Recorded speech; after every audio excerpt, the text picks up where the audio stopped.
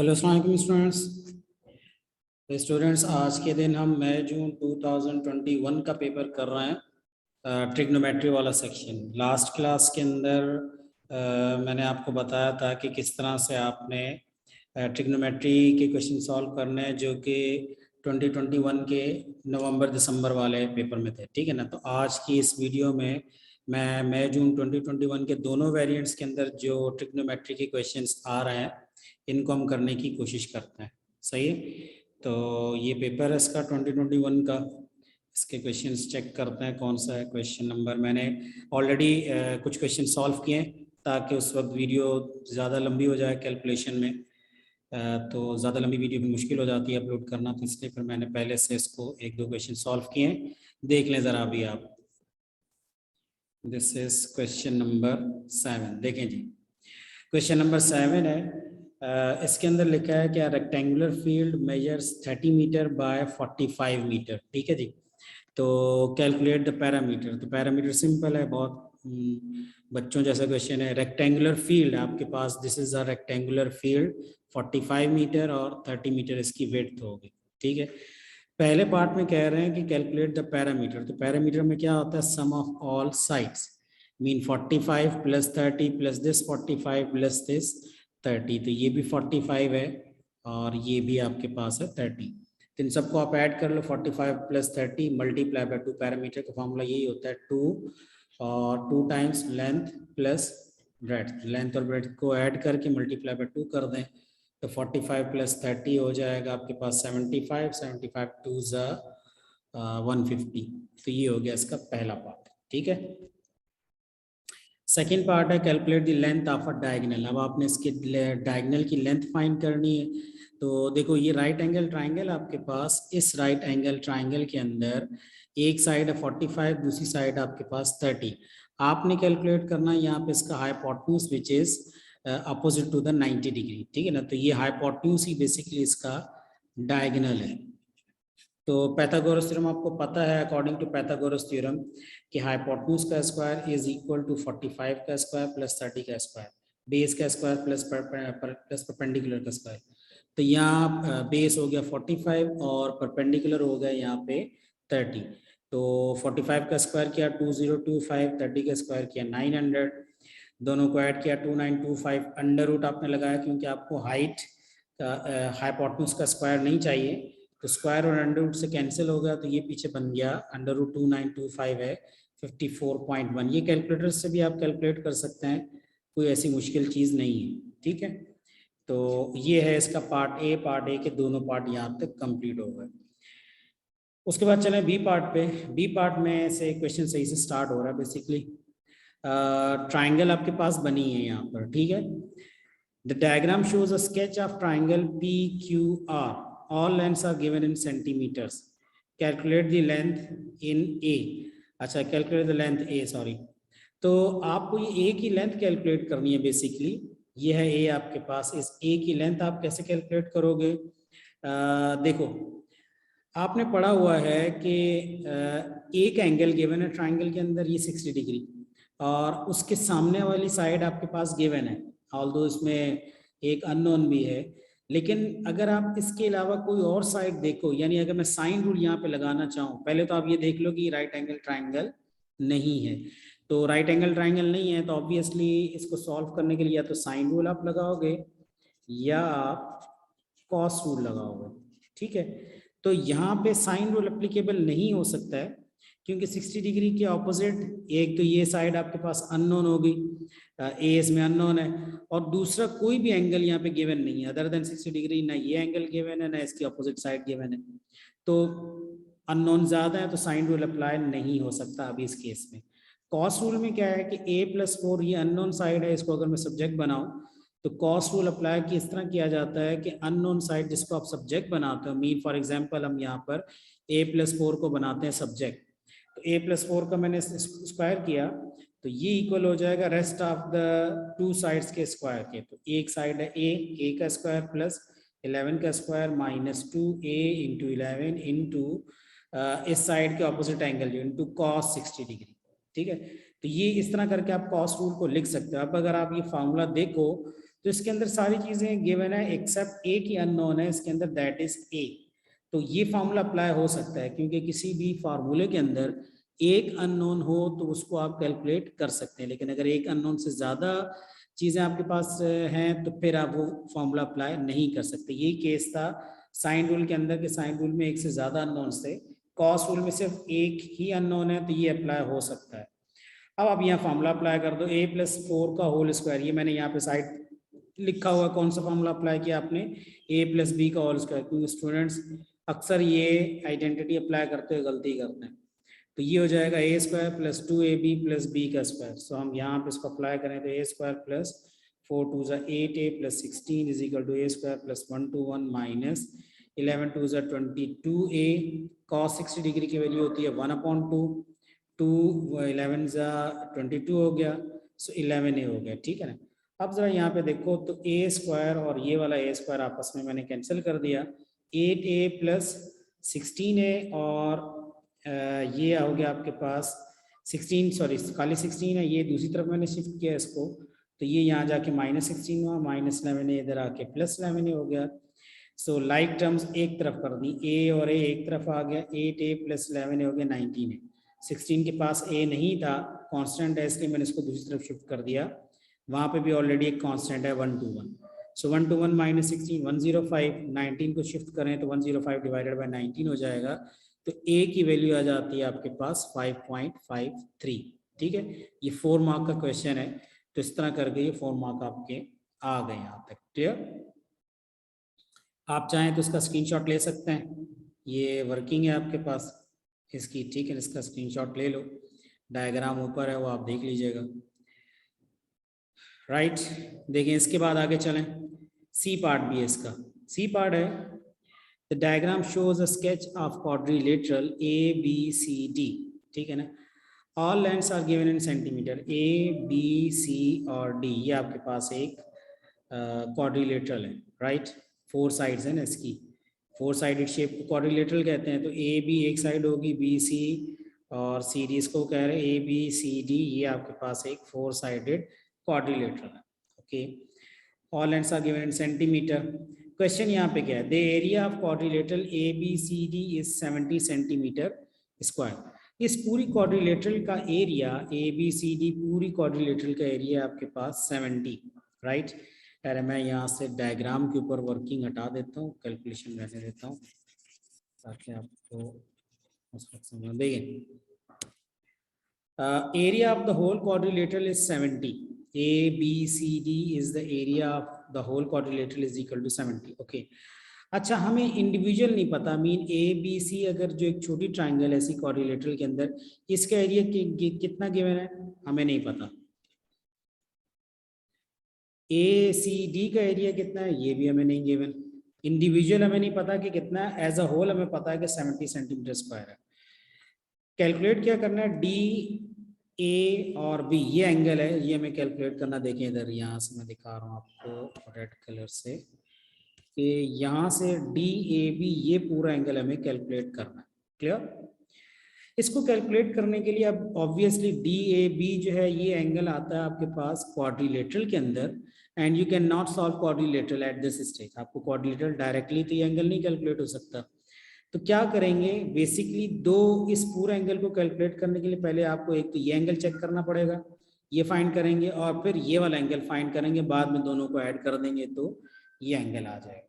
अच्छा, अब हमने क्या किया, यहाँ पे पहले इस एक ट्राइंगल का पहले एरिया फाइंड करो, क्योंकि ADC ये नजर आ रही है आपको ट्राइंगल, यहाँ मैंने लिख दिया है, ट्राइंगल ADC बेसिकली एक राइट एंगल ट्राइंगल है, ठीक है। तो राइट एंगल ट्राइंगल का एरिया इजीली फाइंड हो सकता है when the base is given 10 and the height is given. तो ये आपने बचपन से पढ़ा है कि एरिया ऑफ ट्राइंगल होता है हाफ बेस इनटू हाइट। तो यहाँ पे राइट एंगल ट्राइंगल है तो बेस इसकी 10 गिवन है और हाइट इसकी गिवन है 8। 2 5 = 10, ये हो गया 5। 8 को 5 से मल्टीप्लाई करेंगे, 8 5 = 40, तो एरिया ऑफ ट्राइंगल ADC हो गया 40 सेंटीमीटर स्क्वायर। मीन यहाँ पे मैं लिख सकता हूँ इसका एरिया, देखें यहाँ पे इसका एरिया में लिख सकता हूँ 40, क्लियर। अब अगर ये 40 हो गया तो अंडरस्टूड हो गया कि रिमेनिंग जो दूसरी ट्राइंगल है छोटी वाली, इसका एरिया फिर 30 होगा, क्योंकि एज अ होल 70 है तो 40 इसका है तो 30 इसका हो जाएगा, ठीक है। अच्छा, अब आगे कैसे होगा? आगे इस तरह से होगा कि आपको सबसे पहले तो अब ये करें कि ट्राइंगल एबीसी देख लें आप। ट्राइंगल एबीसी का एरिया ऑलरेडी हमारे पास आ गया 30। अच्छा, इस ट्राइंगल के अंदर इशू ये है कि ये ट्राइंगल राइट एंगल ट्राइंगल नहीं है, एबीसी ट्राइंगल की बात कर रहा हूँ। This is not a right angle triangle, कहीं मेंशन नहीं है, कहीं पे भी कोई 90 डिग्री एंगल नहीं गिवन है। अच्छा, अगर कोई भी ट्राइंगल जो कि राइट एंगल ना हो, अगर उसका एरिया गिवन हो और दो साइड्स गिवन है, जैसे इसकी एक साइड 8 है एक साइड 9 है, तो आपका उसका एक एंगल तो एटलीस्ट कैलकुलेट कर सकते हैं, क्योंकि एरिया का एक और फॉर्मूला भी है, वो ये वाला फॉर्मूला है, ठीक है ना। वो कौन सा फॉर्मूला है कि कोई भी साइड हो, यहाँ पे मैं अलग से लिख देता हूँ, एरिया आपको फाइंड करना है किसी ट्राइंगल का, तो उसके लिए एक फॉर्मूला है 1/2 AB साइन सी। कोई सी दो साइड्स वो ले लें ए और बी, और फिर उन दो साइड्स के दरमियान का जो एंगल है उसको आप लिख लें साइन के साथ। तो ये साइन वाले फॉर्मूले से भी एरिया आ सकता है, तो वही हम यहाँ पे कर रहे हैं। तो इस ट्राइंगल एबीसी का एरिया है ऑलरेडी 30 इज इक्वल टू 1/2, एक साइड है 8, एक साइड इसकी है 9, और दोनों साइड्स जहाँ पे मिल रही हैं वो देखें आप जरा, एंगल 8 और 9 जहाँ पे मिल रही हैं, ये वही एरिया है जो, ये वही, सॉरी एरिया नहीं, 8 और 9 जहाँ मिल रही है वो कहाँ मिल रही है? इधर ए पे, इस जगह मिल रहे हैं। तो सी ए बी या बी ए सी, तो ये एंगल आपको पता चल जाएगा। तो मैंने लिखा 30 1/2 8 9 साइन बी ए सी, 2 4 8 हो गए यहाँ पे, और 4 9 36 को आपने उधर शिफ्ट कर दिया तो ये डिवाइड हो गया, 30 divided by 36 is equal to sine B A C. अच्छा, बी ए सी 30/36 बनता है, इसको अगर पूरा एज अ होल में कैलकुलेट करूं, मीन 30 डिवाइडेड बाय 36 करें तो ये आंसर आएगा कुछ डेसिमल के अंदर। फिर साइन को आपने उधर शिफ्ट करना, ठीक है ना। साइन उधर जब जाएगा तो साइन इनवर्स हो जाएगा, तो इसको मैं बीच में मैंने एक स्टेप मिस कर दिया, देखें बता देता हूँ। बी ए सी साइन जब दूसरी तरफ जाएगा तो ये बन जाएगा साइन इनवर्स 30/36। साइन इनवर्स 30/36 कितना होता है? वो ये वाला होता है, नीचे मैंने लिख दिया 56.4। तो ये एक एंगल पता चल गया 56.4 आपको यहाँ तक, 56.4 डिग्री एंगल है यहाँ तक। अच्छा, अब दूसरी ट्राइंगल में आ जाओ, ए सी डी। दूसरी ट्राइंगल में आप देखो कि राइट एंगल ट्राइंगल है, दो साइड्स गिवन है। दूसरी ट्राइंगल में आप सीधा सीधा अकॉर्डिंग टू दिस एंगल देंगे। अगर ये एंगल फाइंड करना है तो आपको पता है कि किसी भी राइट एंगल ट्राइंगल में अगर दो साइड्स गिवन हो तो उन दो साइड्स की मदद से आप उसके अंदर कोई सा भी अननोन एंगल कैलकुलेट कर सकते हो। तो अकॉर्डिंग टू दिस एंगल ये इसकी अपोजिट साइड होगी 10 और ये होगी इसकी एडजेसेंट साइड 8, ठीक है ना। तो ऑपोजिट, ये ऑपोजिट हो गया 10 और ये एडजेसेंट है, तो ऑपोजिट एडजेसेंट में रिलेशन होता है 10 का। तो मैंने यहाँ लिख दिया 10 डी ए सी, ये जो बीच में एंगल आ रहा है डी ए सी आ रहा है, इसको डी ए सी कहें या सी ए डी कहें, एक ही बात है। तो 10 D A C is equal to opposite side 10 upon adjacent 10। तो अब 10/8 होता है 1.25, 10 को उधर ले जाएं 10 इनवर्स हो जाएगा, 10 इनवर्स 1.25 बन जाता है 51.34। तो अब आपने ये वाला एंगल भी कैलकुलेट कर लिया 51.34, सही है जी। ये वाला एंगल भी अब आपने यहाँ पे कैलकुलेट कर लिया। अब आपको एक्चुअली तो फाइंड ये रेड वाला एंगल करना था, पूरा बड़ा वाला angle B A D angle. तो अब आप कैसे करेंगे? दोनों एंगल्स को आप ऐड कर लो। तो यहाँ पे वही किया हमने कि दोनों ट्राइंगल्स को जब ऐड किया तो ये कितना आ गया डी ए बी, ये इतना आ गया 56.4 प्लस 51.34 करें तो ये बन जाता 107.74 डिग्री, सही है ना। टोटल 6 मार्क्स का क्वेश्चन है। मैथ्स में बहुत कम होता है कि कोई 6 मार्क का क्वेश्चन हो, ज़ाहिर उसकी वर्किंग थोड़ी ज़्यादा होती है। नॉर्मली 3-4 मार्क्स की होते हैं, मैक्सिमम 4 मार्क का होता है, लेकिन ये 6 मार्क का क्वेश्चन है क्योंकि थोड़ी वर्किंग इसकी ज़्यादा है। पहले आपने एरिया से एरिया इसका निकाल लिया। इस पूरे क्वेश्चन के लिए आपको एरिया आना चाहिए, दोनों मेथड, दोनों फार्मूले एरिया के, और साइन रूल, कॉस रूल, ये सारी चीज़ें आपको पूरा जो फर्दर ट्रिग्नोमेट्री का चैप्टर है उसको इन्होंने इसके अंदर कवर किया हुआ। तो ये अच्छा क्वेश्चन है, स्क्रीनशॉट ले लें आप लोग, ठीक है। ये एंगल है B A C and the other one is D A C, इन दोनों को आप ऐड कर लें, आंसर आ जाएगा, ठीक है जी। चलें, उसके बाद चलता है, आई थिंक आगे और भी क्वेश्चन नहीं है, बस आगे फंक्शंस के आ जाते हैं, ठीक है ना। तो ये हमने एक वेरिएंट का तो क्वेश्चन सॉल्व कर लिया। तो अब हम चलते हैं नेक्स्ट वाले वेरिएंट के ऊपर। तो नेक्स्ट वेरिएंट आ गया हमारे पास ये वाला, इसको भी मैं एक मिनट पूरा स्टार्ट से करते हैं। हाँ, ये इसका क्वेश्चन नंबर 4 जो है, this is about the loci. तो ये तो अभी हम नहीं करेंगे लोसाई को, अभी हम कर रहे हैं ट्रिग्नोमेट्री। तो ये आ गया आपके पास ट्रिग्नोमेट्री वाला क्वेश्चन, इसका क्वेश्चन नंबर 4 का बी पार्ट है। Let me check. हाँ, क्वेश्चन नंबर 4 का बी पार्ट है, और ये पेपर भी मैं आपको दिखा दूँ कौन सा है। दिस इज 4024 और वेरिएंट 1 है, ठीक है ना। अक्टूबर मई जून है, 402421 है, मई जून वेरिएंट 1, ठीक है। क्वेश्चन नंबर 4 इसका 4 का बी पार्ट है। क्वेश्चन इसके अच्छे नज़र आ रहे हैं मुझे, बाकी के भी देखें इसमें। बी पार्ट थोड़ा सा लेंदी है, ये मैंने नहीं किया अभी, ये मैं कर रहा हूँ आपके सामने, देखें। The diagram shows a cuboid. अब ये क्यूबॉइड है, ठीक है ना। क्यूबॉइड और क्यूब का डिफरेंस आपको पता होगा, क्यूबॉइड के अंदर डिफरेंट लेंथ्स होती हैं, और क्यूब के अंदर सारी लेंथ वेट और हाइट सब सेम होता है। तो ये क्यूबॉइड है, मीन इसकी मेजरमेंट्स डिफरेंट है। लेंथ इसकी 15 है, ये विड्थ इसकी 10 है, और आर वी ये 8 गिवन है इसकी हाइट, ये सारी डायमेंशंस लिखी हैं। First part is said that show that T R is equal to 19.7, correct to 1 decimal place. ये टी आर है, इसको आप ज़रा कैलकुलेट करके बताएं जी कि टी आर 19.7 है, इसको शो करें। अच्छा, टी से लेके आर तक ये डॉटेड लाइन है, देखें ज़रा आप। अच्छा, अब ये 3 डायमेंशनल शेप है, 3D शेप है, लेंथ वेट हाइट सब कुछ गिवन है। ये अब आप ज़रा इसको इमेजिन करें कि ये एक क्यूबॉइड है। यहाँ से आर से एक इन्होंने एक लाइन लेके गए हैं, डॉटेड लाइन टी तक, ठीक है ना। तो अब ये ऑब्वियसली ये हवा में आ रही है लाइन, ये किसी ज़मीन ग्राउंड पे नहीं बनी है। अब इसको कैसे डायरेक्टली आप सॉल्व नहीं कर सकते, इसके लिए क्या करेंगे आप, सबसे पहले तो देखिए टी से लेके डब्ल्यू तक है आपके पास 15, डब्ल्यू से लेके वी तक हो गया आपके पास 10। मैं ये करता हूँ कि मुझे यहाँ पे राइट एंगल ट्राइंगल बनानी है, ये मेरे पास बन गई एक राइट एंगल ट्राइंगल, ठीक है। यहाँ पे टी डब्ल्यू वी क्यूबॉइड है, तो ये नीचे इधर एक इसकी बेस जो है ना एक रेक्टेंगल है, तो ये 90 डिग्री है। अब वो यहाँ पे आपको ऐसे लग रहा है 90 डिग्री नहीं है, लेकिन है ये 90 डिग्री, क्योंकि इसने कहा है ना वर्ड यूज किया क्यूबॉइड। तो ये बेस पे इसकी रेक्टेंगल बनी है, तो रेक्टेंगल के कॉर्नर पे 90 डिग्री होता है, तो ये 90 डिग्री है ट्राइंगल। अच्छा, 15 इधर है, 10 इधर है, हमें पहले सबसे पहले कैलकुलेट करना है टीवी।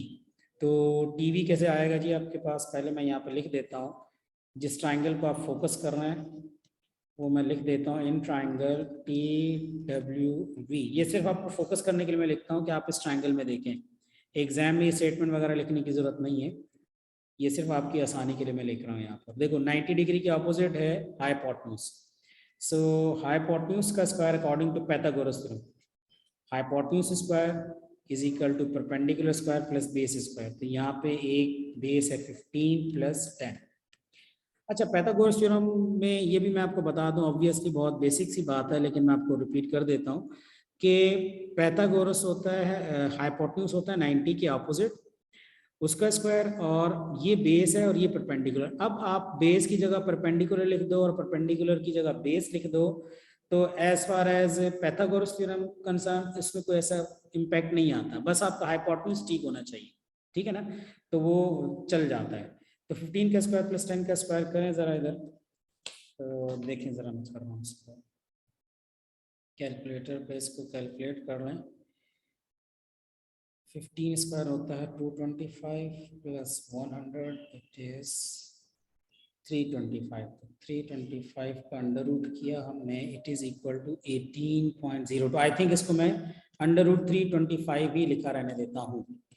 क्यों मैं लिख रहा हूँ, हालांकि डेसिमल में एक वैल्यू आ रही है, लेकिन डेसिमल की इसकी वैल्यू आ रही है 18.02। तो 18.0277 ये आगे चलती चली जा रही है। तो इट्स बेटर कि मैं √325 लिखूं, क्योंकि अभी मेरा फाइनल आंसर नहीं आया। तो फाइनल आंसर आने से पहले ही अगर आप राउंड ऑफ करने लग जाओ तो फिर वो एक्यूरेसी बहुत डिस्टर्ब हो जाती है। तो उससे बेहतर आप जिस हद तक राउंड ऑफ करने से अपने आप को बचा सकें उसको आप अवॉइड करें, और लास्ट स्टेप के अंदर फिर आपने जो भी राउंड ऑफ करना है उसको आप कर लें। तो टीवी इज इक्वल टू 325 हो गया अंडर रूट में, यहाँ मैं लिख रहा हूँ 325 अंडर रूट में। अच्छा, अब आप इधर देखो जरा, अब आप देखें ट्राइंगल में टी आर और वी, टी आर वी आपके पास एक और ट्राइंगल नजर आ रही है, ये भी आपके पास एक राइट एंगल ट्राइंगल है। कैसे है, ये यहाँ पे साइड में मैं बना के दिखा देता हूँ। ये आर और वी है, वी से एक लाइन टी तक जा रही है, ऑल्दो ये वी टी लाइन ग्राउंड पे तो थोड़ी सी स्लांट है, मीन ग्राउंड पे तो ये स्लांट है, लेकिन अगर आप रियल में इसको इमेजिन करो तो ये स्लांट लाइन आप अगर इस ट्राइंगल को पूरा सीधा कर लो तो ये बेसिकली बनती ये भी राइट एंगल ट्राइंगल ही है, ठीक है ना। क्योंकि यहाँ पे अगर आप एक दीवार का कॉर्नर है और कमरे का डायगोनल है, दीवार का एक कॉर्नर है, एक ये पूरी दीवार आपके पास और ये कमरे का डायगोनल है, तो यहाँ पे रूम और इस वॉल के अंदर एंगल तो 90 डिग्री का ही है, तो यहाँ पे एंगल आ रहा है आपके पास 90 डिग्री का, सही है। इसमें से टीवी की वैल्यू अभी भी आपने कैलकुलेट कर ली √325 और आरवी है यहाँ पे 8। अब आरटी कैलकुलेट करना वेरी सिंपल, तो अब आप मैं इसको इधर ही कर देता हूँ। In triangle R T V, again Pythagoras theorem लगाना आपने, आप लिखोगे आर टी का स्क्वायर इज इक्वल टू √325 का स्क्वायर प्लस 8 का स्क्वायर। तो क्या बनेगा, स्क्वायर अंडर रूट से कैंसिल, 325 प्लस 64, 5 + 4 9, 6 7 8 389। तो ये आ गया आर टी का स्क्वायर, स्क्वायर रूट अप्लाई कर दें तो ये बन जाएगा जी √389 कितना होता है, √389 19.7, हाँ 19.72 आ रहा है, बस ठीक है। तो 19.72 को इन्होंने कहा करेक्ट टू 1 डेसिमल प्लेस, तो 19.7 आप लिख देंगे, दैट्स इट, ठीक है। ये आ गया आपका आर टी। तो फर्स्ट पार्ट हो गया, ये शो करना था, आई थिंक 3 नंबर का होगा, हाँ 3 मार्क्स का क्वेश्चन है, तो ये आपके 3 मार्क्स यहाँ तक आ गए। क्लियर है जी, स्क्रीनशॉट लेना चाहें तो आप स्क्रीनशॉट ले सकते हैं इसका।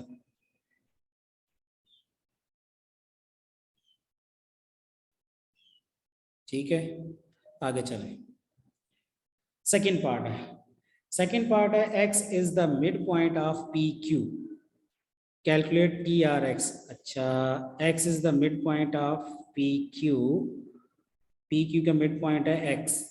अच्छा जी, कहाँ है पी क्यू, ये पी क्यू का मिड पॉइंट है x, यानी कि p से लेके x तक कितना होगा, देखो w से लेके v तक 10 है, s से लेके r तक भी 10 होगा और ये भी 10 होगा, तो पी क्यू अगर 10 है तो पी एक्स 5 है और x से लेके q तक ये भी 5 है आपके पास। क्लियर।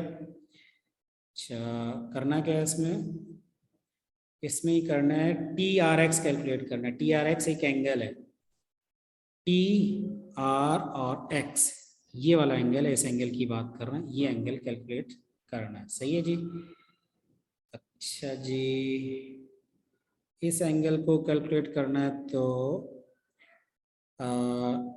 टी आर एक्स ये एंगल है। अब पहले इस ट्राइंगल को आप देख लें कि ट्राइंगल बन कौन सी रही है, टी एक्स और आर, ये आपके पास अगर इसको गौर से देखो आप तो क्या ये राइट एंगल ट्राइंगल है, नहीं ये राइट एंगल ट्राइंगल नहीं है, कि टी से लेके एक्स तक है, एक्स से लेके आर तक है, क्योंकि एक तो ये लाइन स्लांट है, फिर ये भी लाइन स्लांट है, सारी लाइनें ऊपर नीचे है, तो हम ये नहीं कह सकते, हमें अभी तक नहीं पता कि ये राइट एंगल है या नहीं है, लेकिन लग नहीं रही कि राइट एंगल है। तो अब हम क्या केस करेंगे यहाँ पर कि हमें एंगल ये वाला फाइंड करना है, तो इस तरह करता हूँ मैं, आर एक्स ट्री ट्राइंगल, ये जो अब डॉटेड लाइन है ना, इसको जरा आप गौर से देखिएगा, इस डॉटेड लाइन के अंदर से मुझे कोई सी भी साइड गिवन नहीं है, mean R X side given नहीं है, एक्स टी साइड गिवन नहीं है, और आर टी साइड जो है वो भी मुझे, हाँ आर टी गिवन है, सॉरी टी आर गिवन है, टी आर अभी तो कैलकुलेट किया आपने, टी आर कितना है, ये है 19.7, टी आर गिवन है, बाकी की कोई सी भी साइड गिवन नहीं है। अच्छा, बाकी की साइड लेकिन मैं कैलकुलेट कर सकता हूँ, अगर बाकी की साइड में कैलकुलेट कर लूँ डॉटेड साइड्स तो फिर इजीली मैं ये एंगल कैलकुलेट कर लेता हूँ, ठीक है ना। तो चलें पहले बाकी की साइड्स हम कैलकुलेट करते हैं, देखें इधर, ये मैं यहाँ से रब कर रहा हूँ इसको, पिछले पार्ट की वर्किंग को बार बार मैं स्क्रीन ऊपर नीचे स्क्रॉल डाउन करूं, उससे बेहतर है मैं यहीं पे इसको करता हूँ। देखिए इधर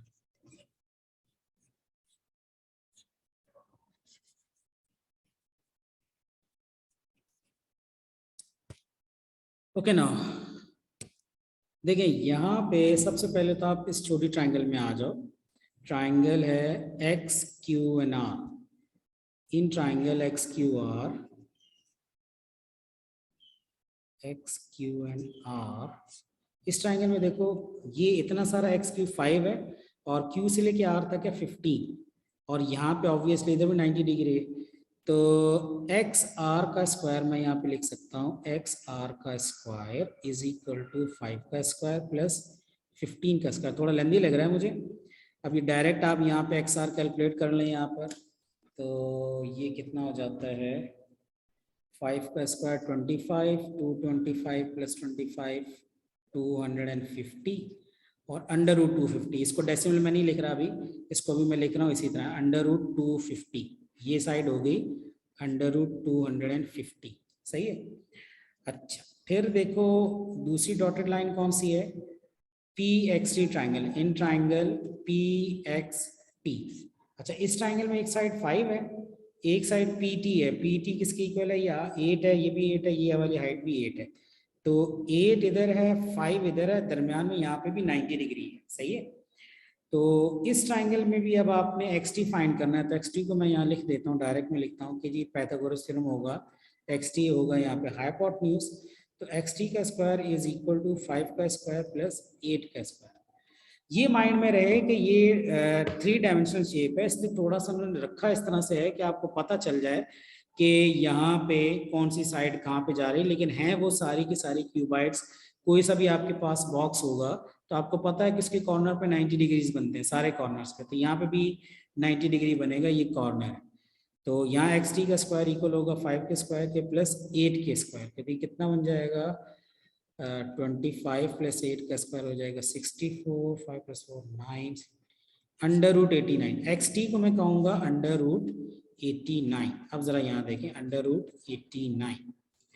अच्छा फाइंड आपने करना है ये वाली डॉटेड लाइन फाइंड करनी है, ये सॉरी ये एंगल फाइंड करना है। तो मैं एक दफा और ट्राइंगल बना लूँ, कहीं आप कंफ्यूज ना हो जाओ। देखो इधर एक ट्राइंगल मैं यहाँ पे बना रहा हूँ, एक ऐसे है ट्राइंगल, लेट सपोज डॉटेड की बजाय मैं ऐसे ही बना लेता हूँ। एक ऐसे, एक यूं है और एक ऐसे है।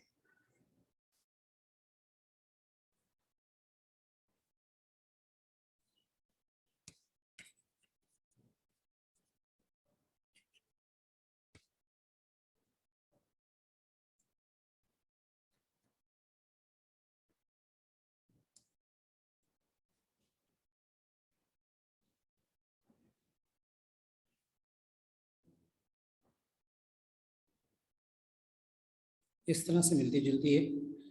देखिए ये मैंने कर दिया आर, ये हो गया क्यू, और नहीं ये क्यू नहीं है, ये है X, R X, and this is side T.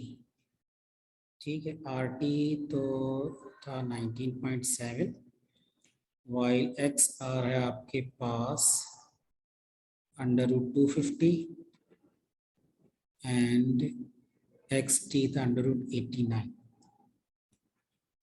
सही है। चले दोबारा इसको बड़ा कर लेते हैं। अब देखिए जरा इधर यहाँ से ये इसको भी हटा दें। अब हमें फाइंड करना था T R X. T R x ये वाला एंगल कैलकुलेट करना था आपको। सही है। अब ये इजी है आपके लिए। किसी भी ट्राइंगल के अंदर जो कि राइट एंगल ट्राइंगल नहीं है, आपको अगर 3 साइड्स गिवन हो, तीनों साइड्स गिवन हो और कोई भी एंगल ना हो, तो आप इजीली कैलकुलेट कर सकते हैं थ्रू कॉस रूल। जो भी साइड आपने फाइंड करनी है, सॉरी जो भी एंगल फाइंड करना है, लेट सपोज यहाँ पे ये वाला एंगल फाइंड करना है, तो इसकी ऑपोजिट साइड को आप बना लो सब्जेक्ट। इसकी ऑपोजिट साइड क्या है, इसकी ऑपोजिट साइड है अंडर रूट 89। इसको सब्जेक्ट बनाओ आप। तो यहाँ पे लिखो आप अंडर रूट 89 का स्क्वायर, कॉस रूल अब अप्लाई कर दो, बाकी की दो साइड्स का स्क्वायर मीन अंडर रूट 250 का स्क्वायर प्लस 19.7 का square minus 2 19.7 and under root 250 and cos r। सही है जी। मुझे आर फाइंड करना है तो मैं सब्जेक्ट बनाऊंगा √89 को, अगर मुझे ये एंगल एक्स फाइंड करना है तो मैं सब्जेक्ट बनाऊंगा 19.7 को, ठीक है ना। जिस एंगल को भी फाइंड करना है उसकी ऑपोजिट साइड को सब्जेक्ट बना देंगे। तो बस ये अब ये हो गया, इसको अब आप कैलकुलेटर में पुट करें और डायरेक्ट आंसर आ सकता है आपके पास। 89 इज इक्वल टू 250 प्लस 19.7 का स्क्वायर कितना हो गया, देखना पड़ेगा। 19.7 ये हो जाएगा 388.09 minus 3/250 multiply by 19.7 multiply by 2, ये हो जाएगा -622.9 कॉस आर। अच्छा, अब इसको भी इक्वल के उधर शिफ्ट कर दें, इक्वल इसको भी उधर शिफ्ट करें, तो ये बन जाएगा 89 माइनस 250 माइनस 388.09, ये बने -549.09 is equal to -622.9 cos R. ये इसको मैं थोड़ा सेपरेट कर दूँ, ये इधर ये डायग्राम। अच्छा, अब ये माइनस और ये वाला माइनस हो गया कैंसिल, तो पीछे बच गया 549.09 divided by 622.9 is equal to cos R. ये इधर जाएगा तो डिवाइड हो जाएगा, सही है जी। अब अच्छा, एक और चीज़ मैं यहाँ बता दूँ, कॉस रूल में एक बहुत बड़ी मिस्टेक स्टूडेंट्स ये करते हैं कि 250 प्लस 388 किया, ये ऐड किया, जो भी आंसर आया उसमें से माइनस कर दिया 622.9। ये हरकत नहीं करनी है आपने, ठीक है ना। क्यों क्यों नहीं करनी है, क्योंकि भाई बॉट मास का रूल फॉलो करना है। 622.9 यहाँ किसी भी वैल्यू से सब्ट्रैक्ट नहीं हो सकता है, क्योंकि अभी वो अटैच है, मल्टीप्लाई हो रहा है कॉस आर से। तो अभी तो आप पहले मल्टीप्लाई करोगे ना, आप पहले सब्ट्रैक्ट तो नहीं करोगे। 622.9 कॉस आर से मल्टीप्लाई हो रहा है, और यहाँ पे किसी भी वैल्यू से माइनस हो रहा है या प्लस हो रहा है, तो पहले मल्टीप्लाई होगा, वो माइनस या प्लस नहीं होगा। तो बॉट मास के रूल को इग्नोर कर देते हैं स्टूडेंट्स अक्सर कॉस्ट रूल के अंदर, तो ये चीज़ आपने माइंड में रखनी है। तो बहरहाल ये हो गया आपके पास 549.09 डिवाइडेड बाय 622.9, तो ये बन गया cos R is equal to 0.8815 है, तो इसको अगर मैं करूँ तो ये 2 लिख सकता हूँ। नेक्स्ट स्टेप में आपने कॉस इनवर्स लेना है, कॉस इनवर्स करके ये वैल्यू लिख दें आप, तो क्या हो जाएगा जी, cos inverse is equal to, तो ये आ रहा है हमारे पास 28.12, सही ना। ये आर की वैल्यू हो रही है 28.12, आर का मतलब यही था यहाँ पे टी आर एक्स, तो यहाँ पे लिख दें 28.12 डिग्री, सही है जी। इस तरह करके क्वेश्चन आपका सॉल्व हो जाएगा। ये भी लकीली 5 नंबर का क्वेश्चन है आपका, तो मेरे ख्याल में डिफिकल्टी तो नहीं है इसके अंदर। एक चीज़ स्टूडेंट्स को यहाँ पे प्रॉब्लम होगी, माइट पॉसिबल है, वो ये थी यहाँ पर कि आपको यहाँ पे ट्राइंगल के अंदर कोई भी मीन ये जो ट्राइंगल थी ना आर एक्स टी, तो ये आपको पहले ये समझना है कि क्या राइट एंगल है या नहीं है। तो R X T is not a right angle triangle. इसकी 2 साइड्स पहले कैलकुलेट करनी है, एक आपने पहले फर्स्ट पार्ट में फाइंड की है, बाकी की 2 आपने फाइंड करनी है, और जब तीनों साइड्स आ जाएंगी आपके पास तो फिर आप इसको कॉस रूल से फाइंड कर सकते हैं, ठीक है ना। ये चीज़ माइंड में रखें कि किसी भी ट्राइंगल में अगर वो राइट एंगल नहीं है, इसकी कोई भी एंगल इसका गिवन नहीं है और सारी साइड्स गिवन है, तो आप उसके सारे एंगल्स फाइंड कर सकते हैं 1 बाय 1। आपको जो भी एंगल फाइंड करना है उसके अपोजिट साइड को आप सब्जेक्ट बनाएं, तो क्वेश्चन आपका सॉल्व हो जाएगा, ठीक है जी। इसका स्क्रीनशॉट ले लें आप, ये ना पूरा क्वेश्चन आपके पास, इसका स्क्रीनशॉट ले लें जहाँ तक आता है, बाकी का आपको पता है, ठीक है। ये लास्ट स्टेप ये भी ले लें आप, ठीक है। आई थिंक और इसके अलावा कोई क्वेश्चन नहीं है यहाँ पर, नहीं और नहीं है कोई क्वेश्चन। 28.12, अच्छा इसका आंसर्स भी चेक कर लें, शायद मेरे पास है, 1 मिनट।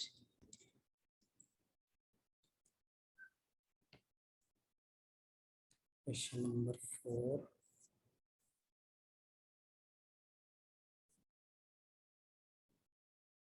19.72 पहले वाला सही था, दूसरा हाँ ठीक है 28.2 सही। ठीक है जी, हो गया। तो अब ये क्वेश्चन पूरा हो गया सॉल्व आपके पास ट्रिग्नोमेट्री। तो आई होप कि ये समझ में आ गया होगा। नेक्स्ट क्लास में इंशाल्लाह